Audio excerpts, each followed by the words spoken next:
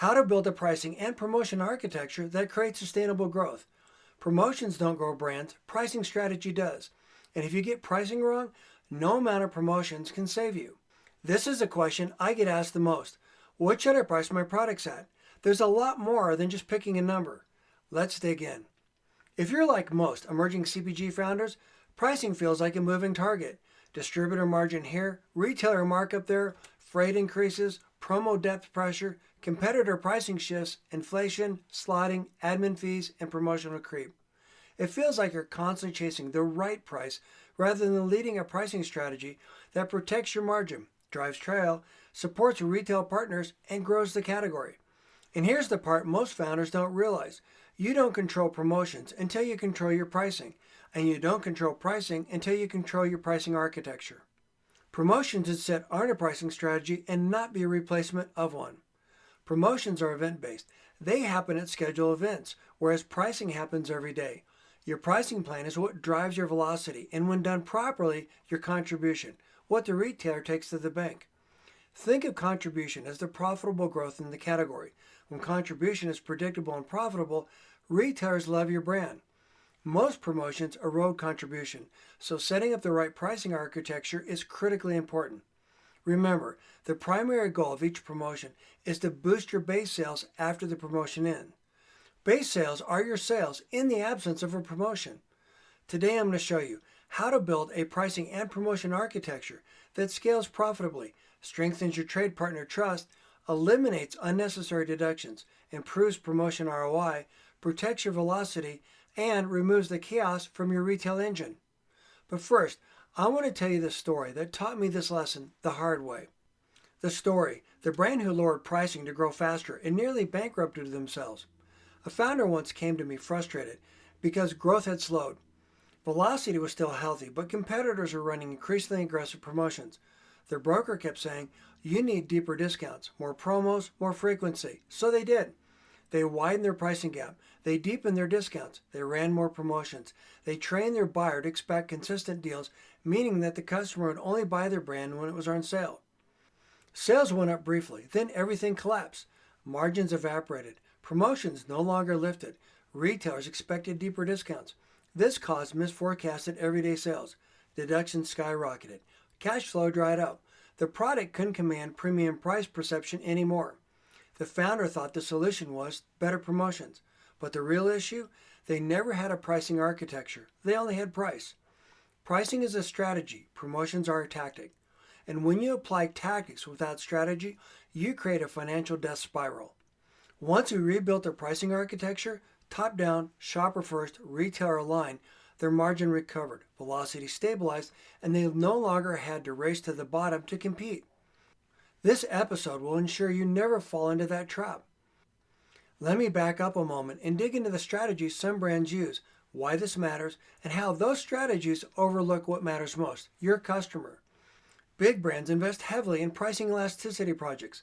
Those are their go-to frameworks for determining their optimum pricing. While that sounds super complicated and scary, price elasticity is just a fancy way of saying finding the sweet spot for your pricing. Too low and you erode margins, too high and shoppers ignore you. Now, this does require a lot of sophisticated modeling and advanced strategies, and it can be very expensive for each project. This is an expense small brands can avoid. I've personally done a lot of these projects, and I've even built the tools and models for this. I share this because I know firsthand that even the most sophisticated tools and pricing models don't accurately predict customer behavior. Funny thing about shoppers, they do what they want, when they want, why they want. No algorithm will ever accurately predict shopper behavior, period. That includes with AI.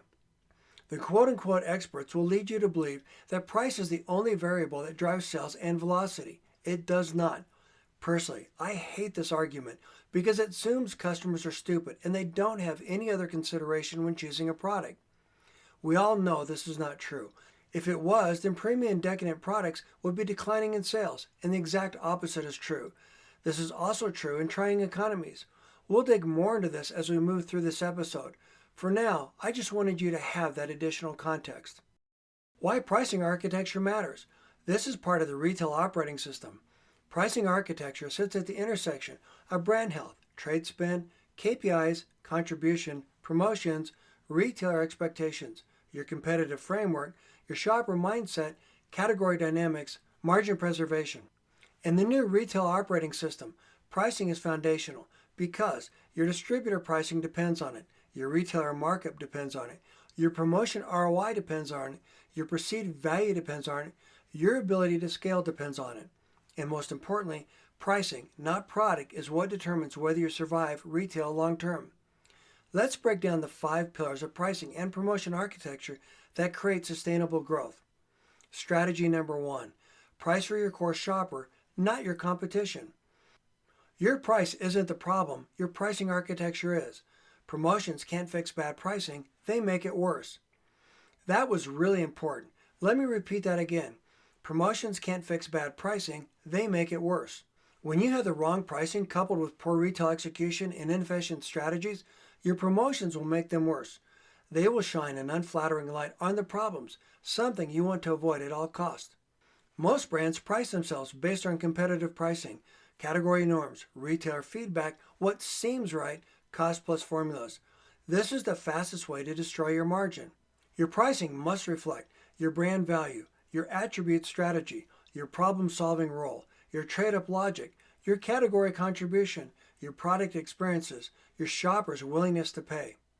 Premium shoppers are less price-sensitive, more loyal, more values-driven, more profitable.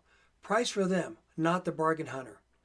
Consider the problem your customers are trying to solve when they purchase your brand. This includes your mission. If they want clean label, mission-based products, then they know that comes with a premium price. Your price highlights your commitment to provide constant quality and value every time they reach for your brand. Remember that your pricing sets a standard customers can expect from your brand. Action step this week. Identify your value anchor. What comparable premium products set the price context for your shoppers that they already accept? This can be in a different category. This becomes your pricing guardrail. Strategy number 2. Build a pricing ladder, the foundation of all margin protection. Stop pricing for competitors. Premium shoppers aren't comparing you the way you think. Most brands use competitive products as the benchmark for their products. While this is a quick, easy way to measure your daily pricing, it overlooks the value your products deliver. Your pricing comparisons need to take that into account. Build that into your KPIs. Your pricing ladder must include, number 1, COGS, fully loaded, ingredients, labor, packaging, overhead allocation. Number 2, distributor cost, COGS plus outbound freight plus distributor margin. Number 3, wholesale retailer cost, distributor cost plus markup. Number 4, retailer price range, what shoppers will stay on the shelf. Number 5, sale price range, your promotion windows. Number 6, everyday margin and promotion margin. Both need to be healthy. A lot of brands erode margin during promotions. This is a big mistake. Why this matters? If you skip this architecture, retailers will choose their own suggested retail price. Distributors will create their own pricing. Your promotion margins will disappear. Deductions will explode, and inconsistent pricing will confuse shoppers. Consider this. Are there any categories that you only purchase when they go on deal? You know their exact promotion cadence, and you plan your purchase ahead. I know I do. One of my favorite brands goes on sale every 12 weeks. I always stock up then when it goes on sale. Your customers will do the same thing if you train them to only purchase your brand when it's discounted. Conversely, you need to know when your competitors promote. What is their promotion cadence? We'll talk more about how to use that to your advantage in future episodes. For now, realize that their promotions might cannibalize your sales. If your pricing signals to shoppers that your brand is comparable, that is a good substitute for your brand. Action steps this week.